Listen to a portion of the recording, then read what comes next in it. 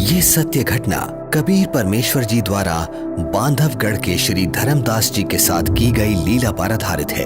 श्री धर्मदास जी का जन्म 1395 विक्रमी संवत 1452 को कार्तिक पूर्णिमा के दिन छत्तीसगढ़ के बांधवगढ़ नगर में हुआ। हिंदू धर्म के एक वैश्य कुल में जन्मे धनी धर्मदास जी के बारे में बताया जाता है कि वो इतने धनी थे कि जब कभी बांधवगढ़ पर प्राकृतिक आपदा जैसे अकाल गिरना, बाढ़ आदि आती थी तो वहां के नवाब धर्मदास जी के पूर्वजों से वित्तीय सहायता प्राप्त करते थे। आदरणीय धर्मदास जी इतने धनवान होने के बावजूद भी उनकी बचपन से ही भगवान में अपार श्रद्धा थी, जिसके लिए वो हिंदू धर्म में प्रचलित सभी पूजा भी करते थे और श्री रूपदास जी नाम के एक वैष्णव संत से दीक्षा भी ले रखी थी। अपने गुरुदेव के बताए अनुसार वो नित्य गीता जी का पाठ करते, शालिग्राम की पूजा करते, एकादशी का व्रत करते और श्राद्ध इत्यादि भी करते थे। जब धर्मदास जी वृद्धावस्था की दहलीज पर आ गए तो उन्होंने अपनी पत्नी से तीर्थों की यात्रा करने की बात कही। आमिनी। जी स्वामी। गुरुदेव ने कहा है कि मुक्ति पाने के लिए 68 तीर्थों की यात्रा जरूर करनी चाहिए, इसीलिए मैं कल तीर्थ यात्रा पर निकल रहा हूँ। मेरे जाने की तैयारी कर देना, यात्रा के लिए जरूरी सामान बांध देना। ठीक है स्वामी। आमिनी, तुम अपना ख्याल रखना। जी, आप भी अपना ध्यान रखना।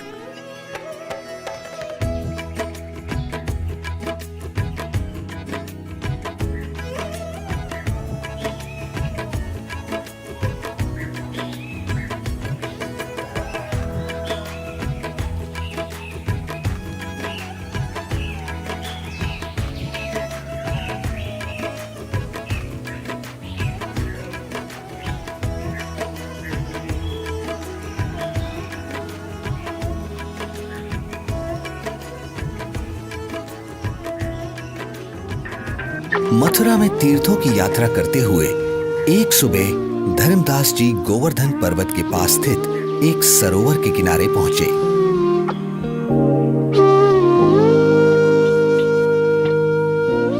वैसे तो सरोवर का पानी बहुत ही गंदा था, फिर भी वे सरोवर में उतर जाते हैं क्योंकि कहा जाता था कि उसमें नहाने से स्वर्ग मिलता है। इसलिए धर्मदास जी ने उसमें स्नान किया और फिर अपने ठाकुर जी की पूजा करने लगे।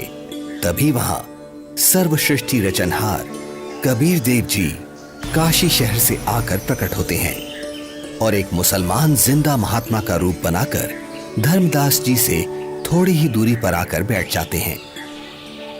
अब धर्मदास जी पवित्र गीता जी को खोलकर उसका ऊंचे स्वर में पाठ करने लगते हैं।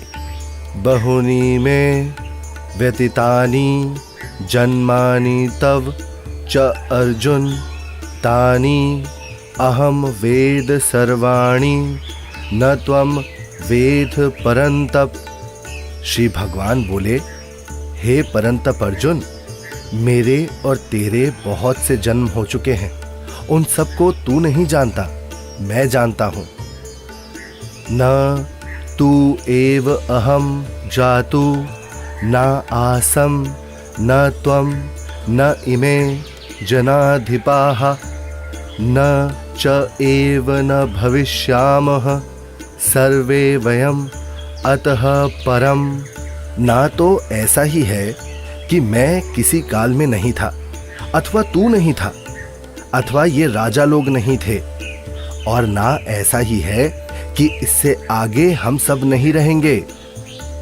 वैसे तो धर्मदास जी गीता जी के केवल एक अध्याय का ही नित्य पाठ किया करते थे, किंतु आज एक मुसलमान जिंदा महात्मा को हिंदू धर्म की साधना में रुचि लेता देख और अधिक पाठ करते हैं। कुछ देर बाद जब धर्मदास जी गीता जी को बंद कर माथे पर लगाकर रखने लगते हैं, तब हे महात्मा जी, आपका ज्ञान तो बहुत ही अच्छा है। आप कौन हैं? पहले तो आपको यहाँ कभी नहीं देखा। हे भक्त, मेरा नाम धर्मदास है। मैं बांधवगढ़ का रहने वाला हूँ। मेरा जन्म वैश्य कुल में हुआ है और हम इतने शुद्ध हैं कि किसी शूद्र को अपने निकट तक नहीं आने देते, कोई जीव हिंसा नहीं करते। जीव हिंसा करना पाप है, पापी पार नहीं होता। हे महात्मा जी, फिर तो मैं बहुत ही सौभाग्यशाली हूँ जो मुझे आप जैसे महापुरुष मिले। अब धर्मदास जी कबीर परमेश्वर जी को अपनी पूजा साधना से जुड़ी हुई काफी सारी बातें बताते हैं। कबीर परमेश्वर यानी जिंदा महात्मा धर्मदास जी से पूछते हैं, हे संत जी, मैं परमात्मा के लिए भटक रहा हूँ। आपका ज्ञान सुनकर मैं गदगद हो गया। मैं आपसे नाम दीक्षा लेना चाहता हूँ। ये सुनकर धर्मदास जी मन ही मन काफी प्रसन्न होते हैं और कहते हैं, मेरे गुरु श्री रूपदास जी हैं, वही तुम्हें नाम दीक्षा दे सकते हैं। हाँ, मैं तुम्हें दीक्षा तो नहीं दे सकता, लेकिन अपने गुरुदेव के उपदेश सुना जरूर सकता हूँ। आपको ये जरूर सुनने चाहिए। हाँ हाँ, क्यों नहीं, लेकिन मेरे मन में कुछ शंका भी है महात्मा जी। शंका? जी। कैसी शंका जिंदा? पूछिए पूछिए। हे महात्मा जी, मैं जानना चाहता हूँ कि मुझे कौन सी साधना करनी चाहिए जिससे मैं खुदा को पा सकूं। अगर तुम्हें वास्तव में सच्चे अजर अमर परमात्मा की प्राप्ति करनी है तो सुनो, सबसे बड़ा महापाप होता है जीव हिंसा करना। मांसाहारी और जीव हिंसा करने वाला व्यक्ति कभी भी मोक्ष प्राप्त नहीं कर सकता। ठीक है स्वामी, मैं जीव हिंसा नहीं करूंगा। मेरे गुरुदेव श्री रूपदास श्री राम जी और श्री कृष्ण जी का नाम देते हैं, इसीलिए तुम्हें भी हरे राम हरे कृष्ण का जाप करना होगा। 68 तीर्थ करने होंगे और इसके अलावा एकादशी का व्रत, शालीग्राम पूजा यानी मूर्ति पूजा, श्राद्ध करना आदि कर्मकांड करना भी अनिवार्य है। ऐसे मुक्ति मिलती है। धर्मदास जी एक ज्ञानी की तरह कबीर प्रभु को बातें बता रहे हैं और दूसरी तरफ कबीर परमात्मा एक अनभिज्ञ श्रद्धालु की तरह अपने हाथों को जोड़े हुए धर्मदास जी की सब बातें सुनते हैं और बड़े ही विनम्र भाव से बोलते हैं, हे स्वामी, मैं कुछ और शंका समाधान चाहता हूँ, अगर आपकी आज्ञा हो तो। हाँ हाँ, क्यों नहीं, अवश्य पूछिए। स्वामी जी, ये गीता जी का ज्ञान किसने लिखा है? गीता ज्ञान तो स्वयं श्री कृष्ण जी यानी श्री विष्णु भगवान जी ने बोला है। अच्छा। हाँ स्वामी, आपके कहने से मैं अवश्य रामकृष्ण का जाप करूंगा, लेकिन क्या ये जाप गीता में कहीं लिखा है? नहीं, गीता जी में तो नहीं लिखा। पितृपूजा यानी श्राद्ध आदि कर्मकांड करने, तीर्थों पर भ्रमण करने और व्रत करने के लिए क्या गीता में कहा है?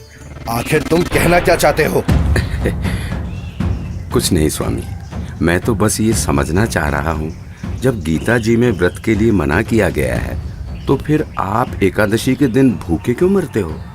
तुम भटक गए हो, तुम्हें इन सब साधनाओं का कोई ज्ञान नहीं है, इसलिए ऐसा बोल रहे हो। नाराज ना हो स्वामी जी, आप मेरी शंका का समाधान नहीं करेंगे तो कैसे बात बनेगी? आप ही बताएं, ये सरोवर जिसमें आपने स्नान किया है, जिसको आप मोक्ष पाने का साधन मानते हैं, लेकिन इस जल के अंदर करोड़ों जीव रहते हैं जिन्हें आपने अभी स्नान करते समय अपने हाथों पैरों से रगड़ रगड़ कर मार डाला है, और स्नान के बाद जो जल आप भगवान की मूर्ति को स्नान कराने के लिए लाए, उसमें भी मूर्ति के स्नान कराने से अनेकों जीव मर गए, और आप कहते हैं कि आप जीव हिंसा नहीं करते। एक और बात स्वामी जी, यदि इस सरोवर में नहाने से आपकी मुक्ति संभव है तो फिर इस जल में रहने वाले जीव जंतुओं को तो निश्चित ही मोक्ष प्राप्त हो जाना चाहिए। हे धर्मदास, ये साधना व्यर्थ है क्योंकि ये गीता शास्त्र के विरुद्ध है। समझ गया, अंततः तुमने अपने धर्म का परिचय दे ही दिया। तुम एक मुसलमान हो, इसीलिए ऐसी बातें कर रहे हो, क्योंकि एक मुसलमान ही हिंदू धर्म पर सवाल उठा सकता है।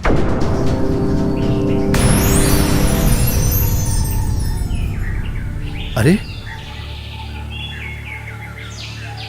ये तो गायब हो गए। लगता है ये कोई सामान्य संत नहीं थे। मुसलमान होकर भी उनको हिंदू शास्त्रों का पूर्ण ज्ञान है। ये जरूर कोई देव पुरुष है। वे सही ही तो बता रहे थे।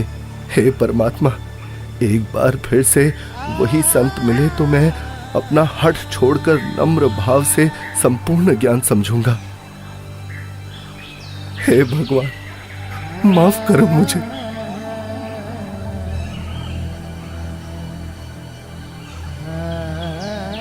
वास्तव में गीता जी में कहीं भी हरे राम हरे कृष्ण मंत्र नहीं लिखा है, अपितु पितर पूजा, भूत पूजा, देवताओं की पूजा गीता अध्याय 9 श्लोक 25 में व्यर्थ कहा है। मैं महामूर्ख, मंद बुद्धि, इतना दुर्भाग्यशाली हूं कि संपूर्ण ज्ञान सुने बिना एक महान पुरुष को नाराज कर दिया। हे भगवान, मुझे माफ करो, उस महान आत्मा से फिर मिला दो। मैं इस बार उनकी सारी बातें मानूंगा।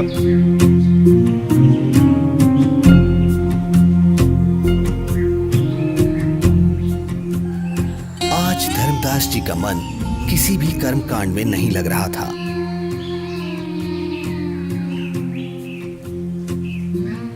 तब उन्होंने सब कार्य छोड़कर खाना बनाने के बारे में सोचा। भगवान का प्रसाद बना लेता हूँ और फिर उन महापुरुष की खोज करता हूँ।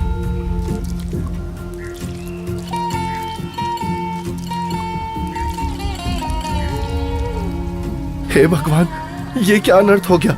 इस लकड़ी में तो हजारों चींटियां अंडों सहित मर गई होंगी। हे भगवान, आज जैसा अनर्थ तो कभी नहीं हुआ। बहुत बड़ा पाप कर दिया मैंने। मैं इस पाप से बने हुए भोजन को कदापि नहीं खा सकता। एक काम करता हूँ, इस भोजन को लेकर किसी साधु संत को खिला देता हूँ और स्वयं आज निराहार रहता हूँ, जिससे मैं पाप मुक्त हो जाऊंगा।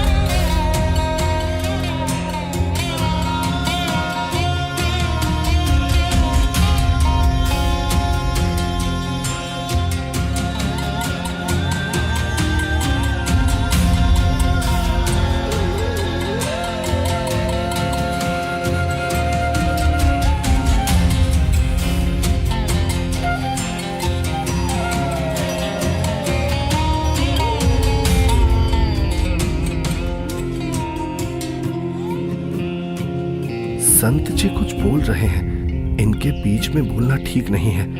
मुझे अवश्य ये सुनना चाहिए। मन तू मान सरोवर नारे, यहाँ न भटका खारे। सूरजमुखी फूल जा फूले, शंख पद्म उजियारा। गंगा यमुना मद सरस्वती, वहाँ त्रिवेणी की धारा। मन तू मान सरोवर नारे, यहाँ न भटका खारे। जहाँ कमोदनी चंद्रगता है, कमल कमल मद तूरा। अनहद नाद अजब धुन होई, जाने सतगुरु पूरा। मन तू मान सरोवर नारे, यहाँ न भटका खारे। ओ गट घाट विषम है दरिया, नहावे संत सुजाना। ओ गट घाट विषम है दरिया, नहावे संत सुजाना। मोक्ष मुक्ति के पर भी ले रे, साक्षी है ससीवाना। मन तू मान सरोवर नारे, यहाँ न भटका खारे। जावा हंस कोलाहल करते हैं, मोती मुक्ता खाऊं। ऐसा देश हमेश हमोरे, अमृत भोजन पाही मन तू मान सरोवर नारे, यहाँ न भटका खारे। शंखों लहरे मेहर की उपजे, कर नहीं जा कोई।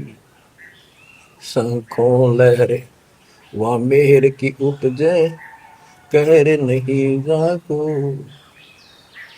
दास गरीब अचल अविनाशी, सुख का सागर सोई मन तो मान सरोवर नारे, यहाँ न भटका खारे मन तो मान सरोवर नारे, यहाँ न भटका खारे। जो पहले मिला वो जिंदा महात्मा तो मुसलमान था, और ये लाल वस्त्र पहने हुए संत जी तो अपने हिंदू धर्म के जान पड़ते हैं, और बातें भी बिल्कुल जिंदा महात्मा वाली ही बता रहे हैं। इनका शिष्य बनने में शर्म भी नहीं आएगी। उस जिंदा से उपदेश लूंगा तो लोग निंदा करेंगे कि मुसलमान का शिष्य बन गया। इनसे ज्ञान प्राप्त करना उचित रहेगा। कहते मन मान सरोवर नाण रे, जल के जंतु रे जल माही। आठों बखत बिहान रे, आठों बखत बिहान रे। मन मान सरोवर नाण रे, जल के जंतु रे जल माही। आठों बखत बिहान रे, 184 जल के बासी। ये भुगते चारों खान रे, चेतन वो कजड़ को पूजय गांठ बांध पाषाण रे। भाई मरकट कहाँ चंदन के लेपे, क्या गंग नवाय सवान रे। अर सुधी हो न पूछतास की, वो छोड़ को न बाण रे। 12 कोट जहां जम किंकर, बड़े बड़े दैत हवान रे। धर्म राय की दरगाह माही, ओरई खेचा ताण रे फेरे, ओरी खेचा ताण रे। मैं जो साधना कर रहा हूँ उससे यमदूतों द्वारा दिए जाने वाले कष्ट नहीं टलते। इसका मतलब ये सब साधना तो व्यर्थ है। हे महात्मा जी, कृपया भोजन ग्रहण करें। रख दे धर्मदास, बहुत भूख लगी है। इन्हें कैसे मालूम कि मेरा नाम धर्मदास है? मैं भंडारा करता रहता हूँ, शायद इसीलिए ये मुझे जानते हैं।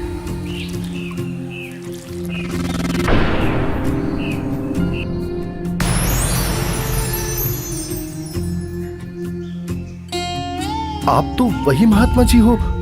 हत्यारे, कल तू क्या कह रहा था कि जो जीव हिंसा करते हैं वो कभी मोक्ष को प्राप्त नहीं कर सकते। अरे तू तो कसाई से भी बुरा निकला। हे प्रभु, मुझ अज्ञानी को क्षमा करो। मैं कहीं का नहीं रहा जिसका कोई लाभ नहीं, और शास्त्र अनुकूल साधना किससे मिले ये आप ही बता सकते हैं। मैं आपसे पूर्ण आध्यात्मिक ज्ञान सुनने का इच्छुक हूँ। कृपया मुझ अज्ञानी पर दया करके मुझ पापी को वो तत्व ज्ञान सुनाए भगवत, जिससे मेरा मोक्ष हो सके। ठीक है धर्मदास, अब सुनो। आप एकादशी का व्रत करते हो, जबकि श्रीमद् भगवद गीता अध्याय 6 श्लोक 16 में पढ़ा है कि हे अर्जुन, ये योग यानी भक्ति ना तो अधिक खाने वाले की और ना बिल्कुल ना खाने वाले अर्थात व्रत रखने वाले की, ना अधिक सोने वाले की तथा ना अधिक जागने वाले की सफल होती। इस श्लोक में व्रत रखना पूर्ण रूप से मना है धर्मदास। फिर देख अपनी गीता खोलकर। यहाँ परमेश्वर कबीर देव जी जिंदा रूप में धर्मदास जी को सृष्टि रचना सुनाते हैं और तीनों देवताओं की स्थिति से अवगत कराते हैं कि हे धर्मदास, अभी तक आप जिन भगवानों की यानी ब्रह्मा विष्णु महेश की भक्ति कर रहे थे, वो तो पृथ्वी, स्वर्ग और पाताल केवल इन तीनों लोकों में प्रधान है। रजगुण ब्रह्मा है, सतगुण विष्णु और तम गुण शिव जी ये मोक्ष नहीं कर सकते। आप जो भक्ति कर रहे हैं उससे कोई लाभ नहीं होगा। धर्मदास, केवल शास्त्र अनुकूल भक्ति करो। हे महात्मा, आप ये क्या कह रहे हैं? ब्रह्मा विष्णु महेश की भक्ति करने से कोई लाभ नहीं होगा? हम उनको कैसे छोड़ सकते हैं? धर्मदास, मैं इन देवताओं को छोड़ने की नहीं कह रहा, बल्कि आपको ये समझा रहा हूँ कि जो पवित्र गीता जी और पवित्र वेद बता रहे हैं वैसे साधना करने से ही मोक्ष संभव है। हे जिंदा, भगवान विष्णु अखिल ब्रह्मांड के स्वामी हैं और आप उनको केवल 3 लोक के स्वामी बता रहे हैं। यदि फिर से आपने श्री विष्णु को अपमानित किया तो उचित नहीं होगा। मूर्ख के समझावते ज्ञान गाठी का जाए, कोयला होत न उजला, भावे 100 मन साबुन लाए। ये मैंने क्या कर दिया? मैंने उन महात्मा को फिर से नाराज कर दिया। मेरी बुद्धि भ्रष्ट हो गई है। जो मैंने सच्चे परमात्मा को नहीं पहचाना, उन्हें अपने जैसा मनुष्य मान लिया। हे भगवान, मुझे क्षमा करो। अब जिस पूजा को मैं कर रहा हूं वो कर नहीं सकता और आपकी बात मैंने सुनी नहीं। हे भगवान, मुझे सत्मार्ग दिखाओ, नहीं तो मैं आत्मघात कर लूंगा। मुझे परमात्मा की सच्ची भक्ति चाहिए। अब परमात्मा के अंतर्ध्यान हो जाने से व्याकुल धर्मदास जी अपने आप को कोसते हुए तीर्थ यात्रा को बीच में ही छोड़कर घर को चल पड़ते हैं। रास्ते में धर्मदास जी एक बगीचे में विश्राम करने के लिए रुकते हैं, जहां अक्सर सभी तीर्थयात्री विश्राम के लिए रुका करते हैं। जहां धर्मदास जी चिंतन करते हैं कि पूर्ण परमात्मा की साधना तो मेरे को मिली नहीं और पहले वाली साधना मैं नहीं करूं तो कहीं मैं पाप का भागी ना बन जाऊं। इसलिए धर्मदास जी मूर्ति निकालकर वापस उन्हीं की पूजा करने लगते हैं। तभी दयालु परमात्मा कबीर देव जी पहले की तरह संत रूप बनाकर वहां प्रकट हो जाते हैं, जिन्हें देख धर्मदास की खुशी का ठिकाना ही नहीं रहता। हे परमात्मा, हे मेरे मालिक, बहुत दया करी दाता, मुझ पापी को माफ करे प्रभु। बैठो प्रभु, मैं आपके खाने के लिए कुछ लाता हूँ। नहीं धर्मदास, अभी इच्छा नहीं है। हे भगवान, यदि आप नहीं खाएंगे तो मेरी आत्मा को कष्ट होगा। ठीक है धर्मदास, जो तेरी इच्छा है ले आ खाने के लिए। धर्मदास के काफी आग्रह करने पर और उनके सच्चे भाव को देखकर परमात्मा कबीर जी पेड़े और बताशे खाने लगते हैं। परमात्मा को पेड़े खिलाते हुए धर्मदास जी बहुत प्रसन्न होते हैं। प्रसाद लेने के बाद परमात्मा फिर से ज्ञान चर्चा करने लगते हैं।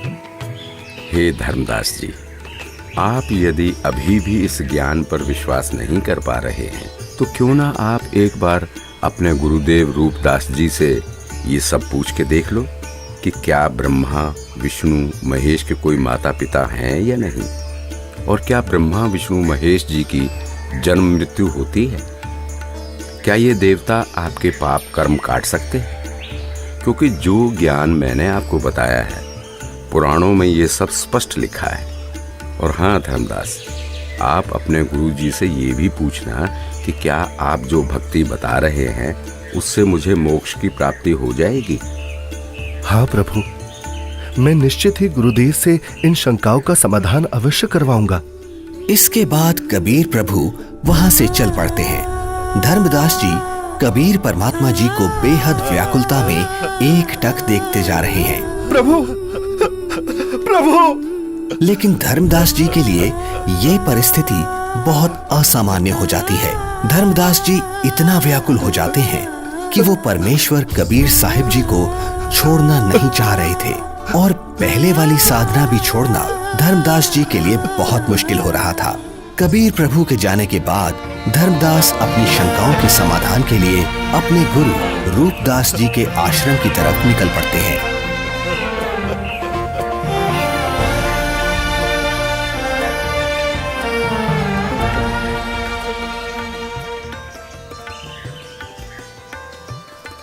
प्रणाम गुरुदेव। आशीर्वाद है भक्त। आओ बैठो। क्या बात है धर्मदास, बहुत व्याकुल दिख रहे हो। और आप तो तीर्थ यात्रा पर गए थे ना? गुरुदेव, मेरे मन में कुछ शंका है, कृपया उनका समाधान कीजिए। कहो धर्मदास, क्या शंका है आपकी? हे गुरुदेव, सृष्टि का रचयिता कौन है? क्या भगवान विष्णु से ऊपर भी कोई प्रभु है? वो कहाँ रहता है? उसका क्या नाम है? उसकी पूजा की विधि क्या है? और गुरुदेव, क्या आपने जो भक्ति साधना मुझे बताई है, क्या उससे मेरा मोक्ष हो जाएगा?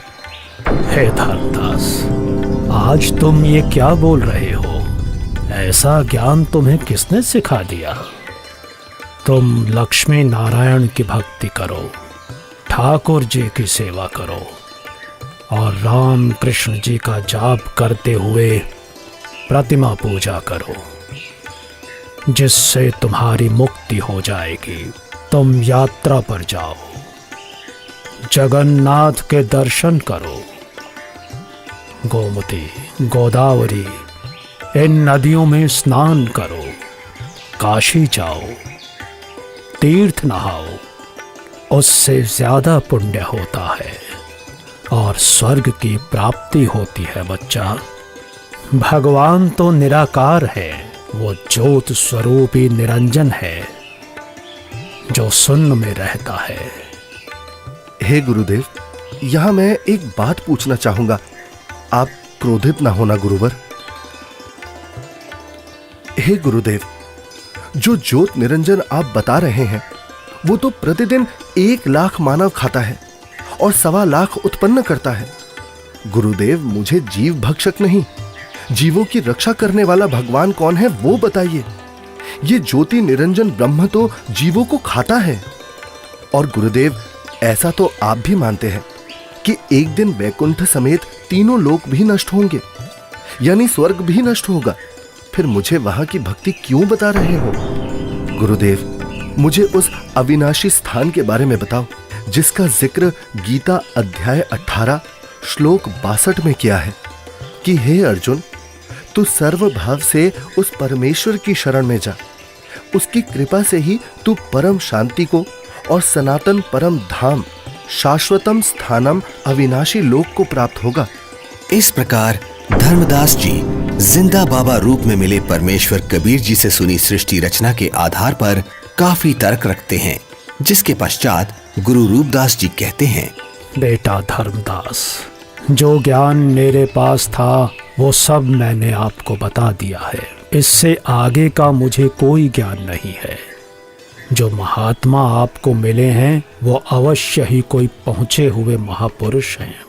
हे गुरुदेव, मुझसे कोई गलती हुई हो तो माफ करना, किंतु जिसने मुझे ये तत्व ज्ञान बताया है, अब मैं उन्हीं के चरणों में जाऊंगा। आज के बाद वही मेरे सद्गुरु होंगे। ठीक है धर्मदास, आप उनको अपना सद्गुरु बनाओ और उनके अनुसार बताई साधना कर लो। इसके बाद धर्मदास जी गुरु रूपदास जी को प्रणाम करके वहां से अपने घर की तरफ निकल पड़ते हैं।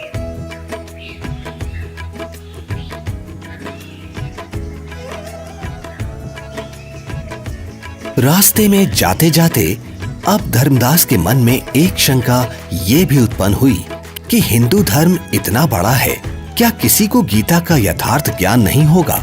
अवश्य कोई ना कोई साधु महात्मा मंडलेश्वर गीता में कहे उस परमेश्वर परम अक्षर ब्रह्म के विषय में जानता होगा।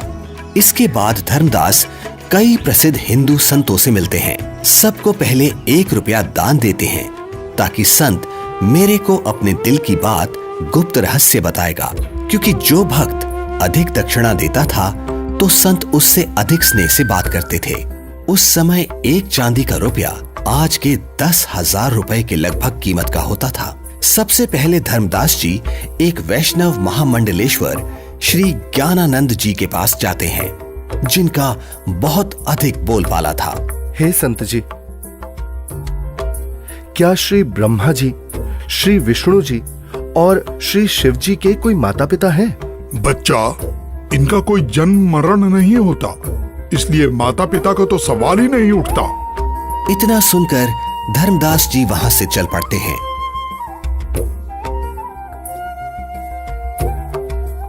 जहां कुछ दूरी पर धर्मदास जी को एक बहुत बड़े विद्वान महात्मा का पता चलता है, जो कि काशी विद्यापीठ से पढ़कर आए हैं और वे शास्त्रों के पूर्ण विद्वान हैं।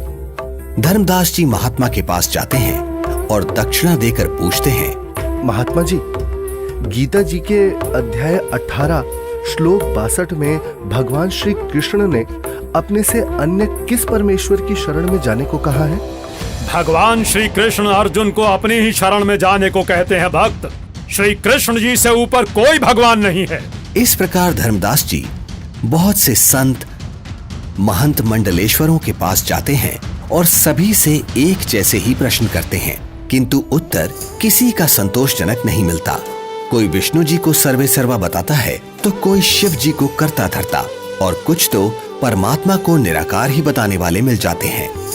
हे भगवान, जीवन नष्ट हो जाता यदि मैं इन संतों से इनके ज्ञान की परीक्षा ना लेता और ये परम संत ना मिलता।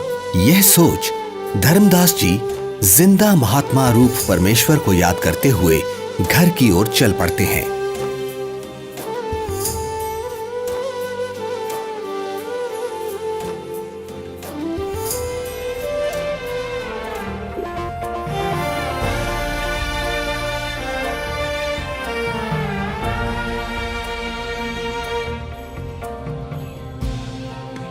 जहां मार्ग में एक नदी आती है, जिसके किनारे वृक्ष के नीचे एक हिंदू संत विराजमान दिखाई देते हैं, जिनके पास 4-5 व्यक्ति भी बैठे हैं।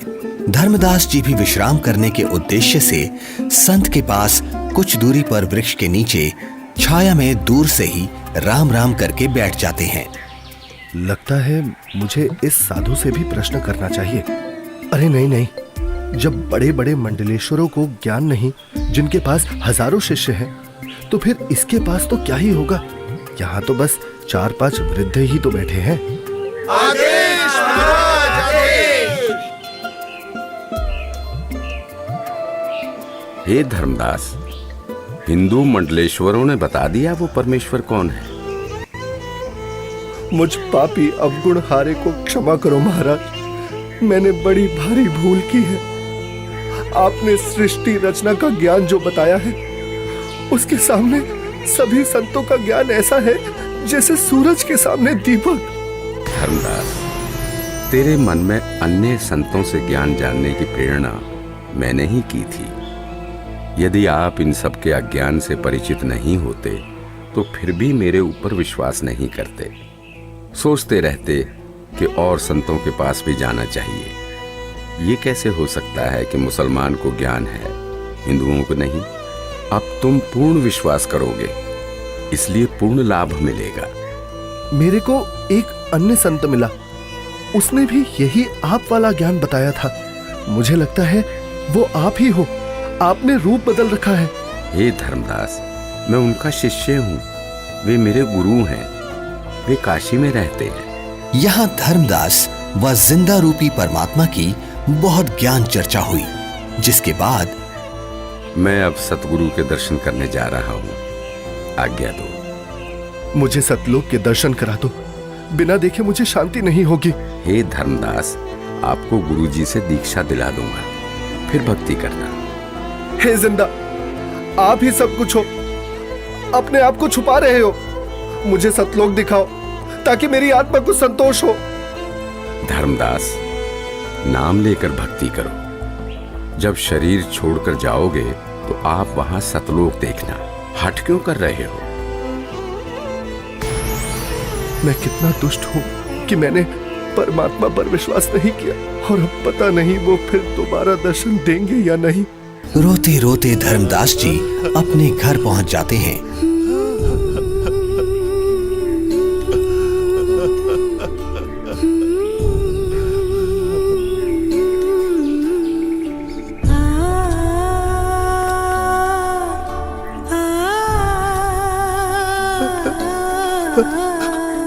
उनकी ऐसी हालत देख और यात्रा से जल्द ही वापस लौटने पर पत्नी आमनी देवी भी हैरान हो जाती है और बार बार धर्मदास जी से उनके रोने का कारण पूछती है, लेकिन धर्मदास जी उन्हें कुछ नहीं बता पाते, केवल रोते ही रहते हैं। फिर काफी देर बाद क्या हुआ स्वामी, क्या हुआ? कुछ तो बताइए, आखिर क्या हुआ आपके साथ? लगता है इनके पैसे किसी ने लूट लिए हैं। क्यों कच्चा मन कर रहे हो जी? किसी ने यात्रा में आपका धन लूट लिया तो कोई बात नहीं, आपके पास धन की कमी थोड़ी है, और ले जाना, भगवान ने बहुत दे रखा है। आमिनी, यदि रुपए पैसे वाला धन लुट गया होता तो मैं और ले जाता। मेरा तो ऐसा धन लुट गया है आमिनी, जो शायद अब मुझे कभी ना मिले, और वो मैंने अपने हाथों अपनी मूर्खता से गंवाया है। धर्मदास जी जिंदा महात्मा से हुई सर्व ज्ञान चर्चा और उनसे सुनी सृष्टि रचना आमनी देवी को सुनाते हैं। आपने भगवान को क्यों नहीं पहचाना स्वामी? ये क्या किया आपने? बनिया होते हुए भी आप ये सौदा कैसे चूक गए? इसी बात का तो दुख है आमिनी, जीवन में पहली बार मुझसे इतनी भारी भूल हुई है। तावालीन बहे निर्बानी, मगन रूप साहेब सैलानी, तावा रोवत धर्मनि नागर, कहाँ गए मेरे सुख के सागर। अधिक वियोग हुआ हमसे ती, जैसे निर्धन की लुट जा खेती। कलप करे और मन में रोवे, दसों दिशा को वो मग रोवे।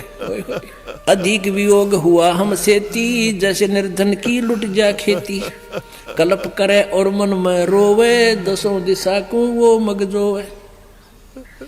हम जाने तुम देह स्वरूपा, हमरी बुद्धि अंधगर कूपा। हम तो मानुष रूप तुम जाना, सुन सतगुरु का किया पियाना। बेग मिलो कर हूँ अपघाता, मैं ना जी हूँ सुनो विधाता। अगम ज्ञान कुछ मोहे सुनाया, मैं जी हूँ नहीं अवगत राया। बेग मिलो कर हूँ अपघाता, मैं ना जी हूँ सुनो विधाता। अगम ज्ञान कुछ मोहे सुनाया, मैं जी हूँ नहीं अवगत राया। तुम सतगुर अवगत अधिकारी, मैं नहीं जानी लीला थारी। तुम अवगत अविनाशी साईं, फिर मोको कब मिलो गोसाई। कमर कसी धर्मदास को पूरब पंथ पयाने, गरीबदास रोवत चले वो बांधो गुड़ अस्थाने। अब धर्मदास रोजाना अपने घर के आसपास, जंगलों में, नदियों के पास, नगरों में और दूसरी अलग अलग जगह पर काफी सारे धर्मगुरु, संत, महंत, मंडलेश्वर, आचार्य, शंकराचार्य के पास जा जाकर परमात्मा को ढूंढने लगे। कहीं वेश बदल कर बैठे हों, इसलिए प्रश्न भी करते कि श्री ब्रह्मा जी, श्री विष्णु जी, श्री शिव जी के माता पिता कौन है, वो परमात्मा कौन है। परंतु उत्तर ठीक नहीं होता था। तो स्पष्ट था ये साधु संत परमात्मा जिंदा नहीं है। 6 महीने तक जिंदा बाबा नहीं मिले। तब एक दिन, हे स्वामी, आप ऐसे मत रोइए, भला रोने से कोई समाधान थोड़ी ना होगा। कुछ याद कीजिए स्वामी, उन्होंने कुछ तो बताया होगा कि वो किस प्रकार मिलते हैं, कहाँ मिलते हैं। हाँ, याद आया आमिनी, उन्होंने ज्ञान चर्चा करते समय बताया था। जहाँ कहीं भी धर्म भंडारे चल रहे होते हैं, मैं वहाँ जरूर उपस्थित होता हूँ और अपनी प्यारी आत्माओं को ज्ञान समझाता हूँ। धर्मदास, क्या धर्म भंडारा? फिर तो स्वामी क्यों ना हम धर्म भंडारा ही करवा दें। हाँ, यही सही है। 3 दिन का धर्म भंडारा करते हैं।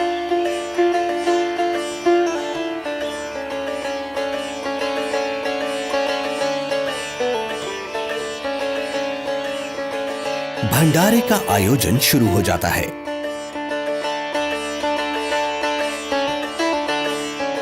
दूर दूर से साधु महात्मा भंडारे में आने लगते हैं।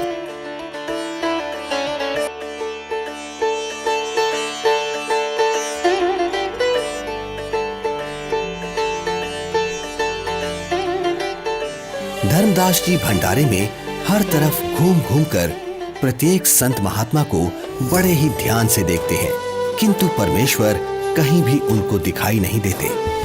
2 दिन बीत जाते हैं। धर्मदास जी बहुत मायूस हो जाते हैं और एकटक रास्ते को ही निहार रहे हैं। आज वो मन ही मन संकल्प कर लेते हैं कि प्रभु, आप मुझे अपराधी को दर्शन नहीं दे रहे। हे परमात्मा, आज अगर आप नहीं मिले तो मैं आत्मघात कर लूंगा। तभी अचानक धर्मदास जी की नजर कुछ ही दूरी पर एक कदम के वृक्ष के नीचे जाती है, जहां वही पूर्ण परमात्मा कबीर परमेश्वर जी उसी जिंदा महात्मा के रूप में विराजमान होते हैं, जिन्हें देखकर तो धर्मदास जी की खुशी का ठिकाना ही नहीं है। धर्मदास परमात्मा की तरफ इस प्रकार दौड़ते हैं जैसे भूखे को भोजन और प्यासे को पानी मिल जाता है। हे परमात्मा, हे भगवान, अब मैं आपको कहीं जाने नहीं दूंगा। मेरी भूल क्षमा करो प्रभु। मैं बस आपकी ही भक्ति करना चाहता हूँ। मैं भविष्य में कोई गलती नहीं करूंगा। हे दीनदयाल, मुझे अज्ञानी को माफ कर दो। मैंने अज्ञानतावश आपको बहुत कटु वचन बोले। मुझे माफ करो परवरदिगार, मुझे माफ करो। जब धर्मदास जी ने अपनी गलती की क्षमा मांगी और कभी ऐसी गलती ना करने का बार बार वचन दिया, तब परमात्मा धर्मदास जी के घर गए।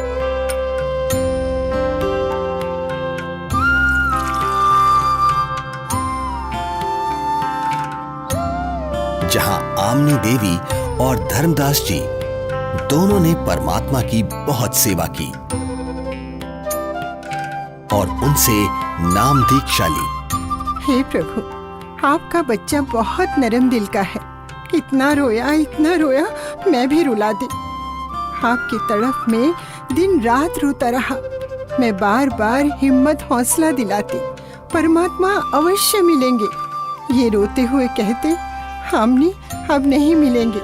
मैंने उनको बहुत बार परेशान किया अपनी मूर्खता व अज्ञान के कारण। फिर रोने लग जाते। आपने अपने दास को इतना कष्ट नहीं देना था।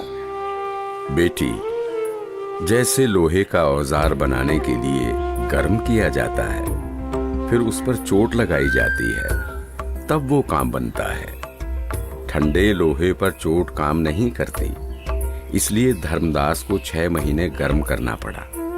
ये काल का वकील बना था। अब जो मैं बताऊंगा ये सब मानेगा और काम का हो जाएगा, यानी मोक्ष प्राप्त करेगा।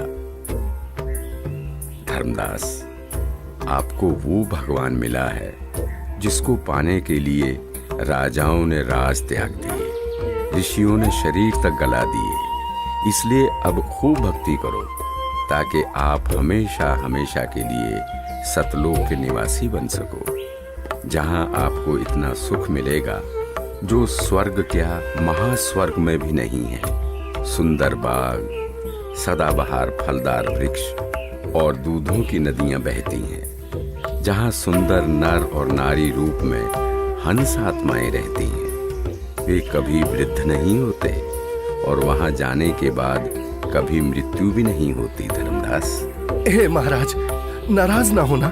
कृपया मुझे वो अमर लोक दिखाने की मेहर करे परवरदिगार, ताकि मेरा विश्वास दृढ़ हो। आप भक्ति करो। जब शरीर त्याग कर जाओगे तो सतलोक को ही प्राप्त करोगे। धर्मदास जी के अधिक आग्रह करने पर कबीर परमेश्वर जिंदा रूप में धर्मदास जी की आत्मा को निकालकर ऊपर सतलोक में ले जाते हैं। सतलोक, जहां दरबार के द्वार पर खड़े द्वारपाल को परमेश्वर ने कहा कि धर्मदास जी को परमात्मा के दर्शन कराओ। जिंदा रूप परमात्मा पीछे से अपने सिंहासन के पास चले गए, जिसके कुछ ही देर बाद देखते ही देखते वहां पर बहुत सारे हंस तथा हंसनी इकट्ठे होकर नाचते गाते हुए धर्मदास जी को परमेश्वर के सिंहासन के पास लेकर जाते हैं, जहां परम अक्षर ब्रह्म कबीर साहिब जी, जिनके एक रोम का प्रकाश करोड़ों सूर्य और करोड़ों चंद्रमा के प्रकाश से भी कई गुना अधिक था, वो एक बहुत ही सुंदर सिंहासन पर विराजमान है। जिंदा रूप में नीचे से गए परमात्मा तख्त पर विराजमान अपने ही दूसरे स्वरूप पर चंवर करने लगते हैं, जिसे देख धर्मदास जी सोचते हैं कि जिंदा महात्मा तो परमेश्वर का सेवक है। धर्मदास जी इतना सोच ही रहे थे कि कुछ ही देर में तख्त पर विराजमान परमात्मा खड़े हो जाते हैं और जिंदा महात्मा तख्त पर विराजमान हो जाते हैं तथा तेजोमय परमात्मा जिंदा महात्मा पर चंवर करने लगते हैं, जिसे देख धर्मदास जी हैरान हो जाते हैं कि तेजोमय परमात्मा जिंदा महात्मा पर चंवर क्यों कर रहे हैं। आखिर ये जिंदा महात्मा है कौन। इतने में तेजोमय शरीर वाले परमात्मा जिंदा महात्मा के शरीर में समा जाते हैं और चंवर अपने आप होने लगता है। धर्मदास, मैं ही संपूर्ण सृष्टि का रचयिता हूँ। मेरा ही नाम कबीर देव है। मैं ही चारों युगों में पृथ्वी पर प्रकट होता हूँ। वर्तमान में मैं अपने वास्तविक नाम कबीर नाम से काशी नगर में प्रकट हूँ, जहाँ एक साधारण मनुष्य की भांति लीला कर रहा हूँ और जुलाहे रूप में रहता हूँ। धर्मदास, काल जाल में फंसे अपने बच्चों को भक्ति का धनी बनाकर उनके इस वास्तविक घर सतलोक में वापस लाने के लिए वहां प्रकट हुआ हूं। हे सर्वसृष्टि रचनहार, मैं बहुत दुष्ट हूं। मैंने आपको कितना दुखी किया, कितना अपमानित किया। मुझे माफ कर दो परवरदिगार, मैं बहुत नीच हूं, माफ कर दो मुझे। हे परमात्मा, आपने ये इतना प्रकाशमान रूप पृथ्वी पर क्यों नहीं प्रकट किया, क्यों छुपा रखा है? हे धर्मदास, यदि इसी रूप में नीचे जाऊं तो किसी की भी आंखें इस प्रकाश को सहन नहीं कर सकती। दूसरी बात, काल ब्रह्म यानी ज्योति निरंजन का डर के मारे हाल बेहाल हो जाएगा। इसलिए काल के लोक में गुप्त रहकर जीवों को ज्ञान सुनाता हूं, उनका कल्याण करता हूं। धर्मदास, अब आप नीचे जाकर खूब भक्ति करो और वहां काल जाल में फंसे अपने सभी भाई बहनों को भी समझाओ। सत्य का गवाह बनो कि ये काशीवासी जुलाहा सर्व सृष्टि रचनहार है, सबका धारण पोषण करने वाला है। परम अक्षर ब्रह्म यानी सत्य पुरुष अविनाशी परमेश्वर है। यही वास्तव में परमात्मा है। जैसा गीता अध्याय 15 श्लोक 17 में तथा अध्याय 2 श्लोक 17 में लिखा बताया है, वह यही है। नहीं नहीं महाराज, मुझे यही रख लो, यही रख लो महाराज, मुझे यही रख लो। हमने बहुत भारी गलती की है। काल के साथ उस मृत लोक में जाकर ऐसे सुख सागर को छोड़कर अब उस नरक में मुझे नहीं जाना प्रभु, हमें यही रख लो महाराज।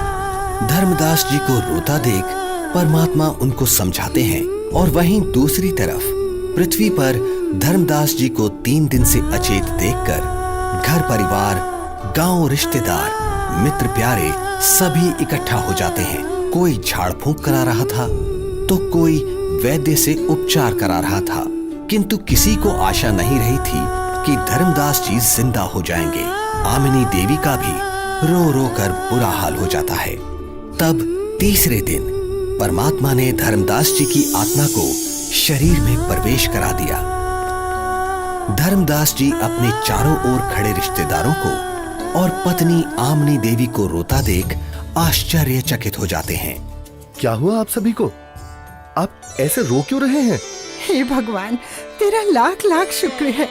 क्या हुआ है आमिनी, कुछ तो बताओ। स्वामी, आप 3 दिन से अचेत थे। हम सभी को तो लग रहा था आप नहीं बचेंगे। आमिनी, वो जिंदा महात्मा ही सर्व सृष्टि के रचनहार हैं। उनके सामने ब्रह्मा, विष्णु, महेश, दुर्गा, गणेश, क्षर पुरुष, अक्षर पुरुष कुछ भी नहीं है। वही मुझे अपने सतलोक लेकर गए थे। वहां हम सभी के बड़े बड़े महल हैं, दूधों की नदियां, सदाबहार फलदार वृक्ष हैं। वहीं एक बहुत ही विशाल और भव्य सिंहासन पर पूर्ण ब्रह्म कबीर साहिब जी विराजमान हैं, जिनके एक रोमकूप के सामने करोड़ों सूर्य और चंद्रमा भी फीके हैं। सतलोक का वर्णन करते हुए अचानक धर्मदास जी को परमात्मा के काशी में प्रकट होने वाली बात याद आती है, जिसके बाद धर्मदास जी काशी नगर में जाकर कबीर जुलाहे रूप में आए परमात्मा की झोपड़ी का पता करते हैं। जहां असंख्य ब्रह्मांडों के स्वामी कबीर परमेश्वर जी को कपड़ा बुनने का कार्य करते देख धर्मदास जी को बड़ा ही आश्चर्य होता है। हे प्रभु, मुझ अज्ञानी को क्षमा करो प्रभु। मुझे विश्वास नहीं हो रहा था कि आप ही परमात्मा हैं, आप ही परम अक्षर ब्रह्म हैं। इस वेशभूषा में तो आपको कोई भी नहीं पहचान सकता। इसके बाद परमेश्वर कबीर जी ने धर्मदास जी को सतनाम दिया, जिसे पाकर धनी धर्मदास जी बहुत खुश होते हैं। हे प्रभु, बड़ी दया करी आपने, मेरा तो जीवन सफल हो गया। बेटा धर्मदास, अब आप अपने घर जाओ और भक्ति करो, मैं वहीं आऊंगा। जी जरूर आना परमात्मा, वहां मेरे बेटे को भी समझाना और आमिनी को भी सतनाम देना। ठीक है बच्चा, मैं जरूर आऊंगा। हे परमात्मा, आप बहुत दयालु हो जो आपने हमें शरण में ले लिया। हे प्रभु, आपने हम दोनों को तो शरण में ले लिया, किंतु मेरा इकलौता पुत्र नारायण दास, वो काफी समझाने के बावजूद भी आपके इस सत्य ज्ञान को स्वीकार नहीं कर रहा। बेटा धर्मदास, तेरे बेटे नारायण दास के रूप में काल ने तुम्हारे घर पर अपना दूत भेज रखा है। वो नहीं मानेगा। आप इसको मत देखो, अपनी भक्ति पर ध्यान दो। यह बात सुनकर धर्मदास को बहुत दुख हुआ और विश्वास नहीं हुआ कि मेरा बेटा नारायण दास काल का दूत है। परमात्मा समझ गए कि धर्मदास पुत्र मोह में अपना जीवन नष्ट करेगा।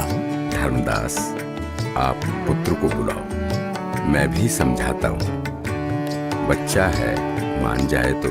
बेटा नारायण दास, आज गुरुजी आए हैं, उनके चरण स्पर्श कर आशीर्वाद ले ले, तेरा भी कल्याण हो जाएगा बेटा। पिताजी, आपके ऊपर इस जुलाहे ने जादू कर दिया है, आपका दिमाग खराब कर दिया है। आपने देवी देवताओं व पितर पूजा छोड़ दी है। मैं उसकी शक्ल भी नहीं देखना चाहता। बेटा, एक बार चल, फिर ना जाना। धर्मदास जी के अधिक आग्रह करने पर नाराज अवस्था में नारायण दास चल पड़ता है। जाकर थोड़ी दूरी पर कमरे में सतगुरु के सामने बैठ जाता है। परमात्मा समझाने लगते हैं, किंतु नारायण दास कुछ भी समझने को तैयार नहीं होता। बेटा, पूर्ण परमात्मा की भक्ति करो, आपका भी मोक्ष हो जाएगा। मैंने नहीं सुननी आपकी झूठी कहानी। धर्मदास, देख, बेटा नारायण दास कितना सुंदर है, भोला भाला है।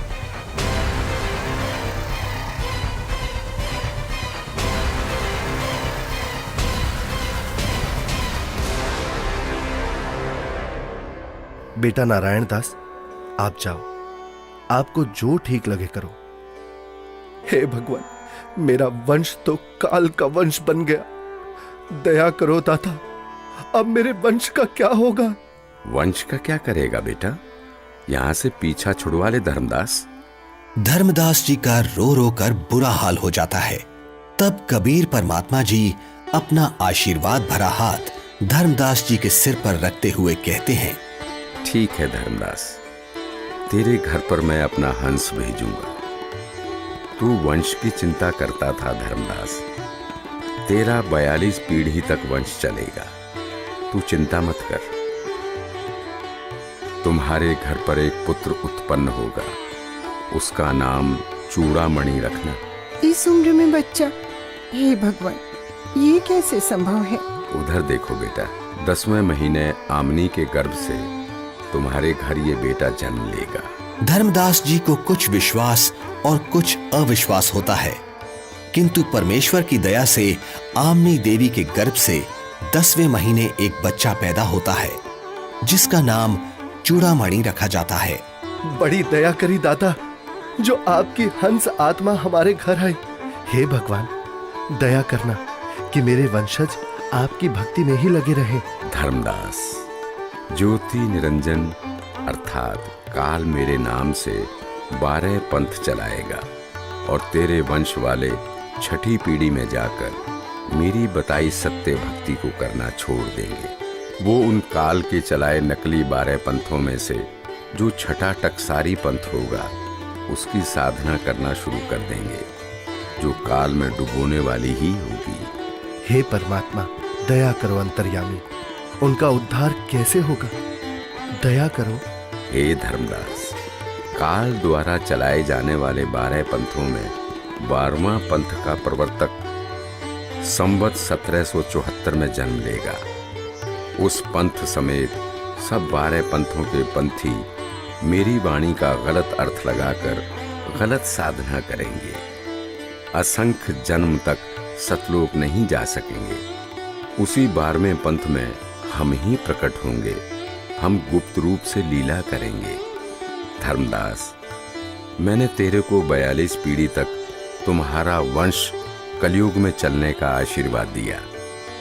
तेरे वंश वालों का उद्धार मेरे द्वारा भेजे जाने वाले मेरे कृपा पात्र महापुरुष से होगा। जिस समय कलयुग 5505 वर्ष बीत जाएगा, तब वो महापुरुष मेरा भेजा हुआ आएगा। अर्थात उसे मुझे ही समझ, वो सारे संसार के प्राणियों का उद्धार करेगा। उस समय तेरे बिंद वाले यानी तेरी 42 पीढ़ी वाले हों या सारा संसार, जो भी उससे नाम दीक्षा लेगा उन सबकी मुक्ति हो जाएगी। मेरा आशीर्वाद है। आज वर्तमान में स्वयं कबीर परमात्मा के अवतार बंदी छोड़ सतगुरु रामपाल जी महाराज आए हुए हैं, जो कि सर्व समाज को सतभक्ति प्रदान कर रहे हैं, जिनसे नाम दीक्षा लेकर भक्ति करने से सर्व सुख व पूर्ण मोक्ष की प्राप्ति होती है। सत साहिब जी।